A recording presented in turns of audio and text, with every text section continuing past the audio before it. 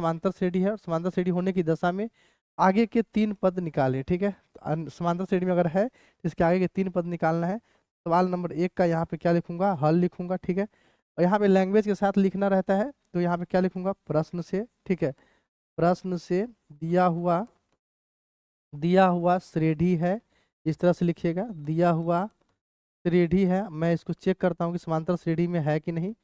दिया हुआ श्रेणी है, क्या दिया है, 2,4,8,16,20, इस तरह से। यहाँ पे T1 की बात करूँ तो T1 कितना है, 2 है। T2 की बात करूँ तो T2 कितना है, 4 है। T3 की बात करूँ T3 8 है। T4 की बात करूँ तो यहाँ पे 16, और T5 की बात करूँ तो यहाँ पे 20 है।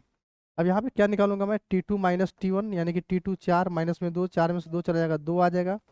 T3 माइनस में T2 निकालूंगा, 8 माइनस में 4 बराबर में कितना, 4 आ जाएगा। यहाँ पे T4 माइनस में T3 निकालूंगा, यानी कि 16 माइनस में 8 बराबर कितना आ जाएगा, 8 आ जाएगा। T5 माइनस T4, 20 माइनस में 16, यहाँ पे कितना आ जाएगा, 4 आ जाएगा। तो यहाँ पर देखता हूँ तो यहाँ पे 2 आ रहा है, यहाँ पे 4 आ रहा है, यहाँ पे 16, यहाँ पे 8 आ रहा है, और यहाँ पे कितना आ रहा है, 4 आ रहा है। तो इसको कैसे करूँगा मैं यहाँ पे देख रहा हूँ कि इसका सार्वंतर बराबर नहीं आ रहा है, तो ये तो समांतर श्रेणी में नहीं हुआ। और जो समांतर श्रेणी में नहीं है उसको, उसके अगला टर्म के बारे में मुझे पता नहीं करना है।